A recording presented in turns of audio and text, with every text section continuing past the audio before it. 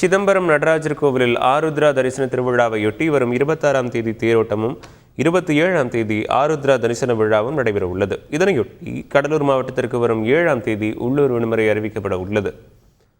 இந்நிலையில் சிதம்பரம் நடராஜர் கோவில் ஆருத்ரா தரிசன விழா தொடர்பாக அனைத்து துறை அதிகாரிகள் பங்கேற்ற ஆலோசனை கூட்டம் சிதம்பரம் சப் கலெக்டர் அலுவலகத்தில் நடைபெற்றது. அப்போது திருவிழாவிற்காக ஒவ்வொரு துறை சார்பிலும் செய்ய வேண்டிய பணிகள் உள்ளிட்டவை குறித்து விவாதிக்கப்பட்டது. கனகசபை மீது பக்தர்கள் ஏற தடை விதிக்க கூடாது என இந்து சமய அறநிலைத்துறை அதிகாரிகள் வற்புறுத்தினர். இதுகுறித்து ஆலோசனை செய்து முடிவு எடுப்பதாக தீட்சிதர்கள் தரப்பில் தெரிவிக்கப்பட்டது.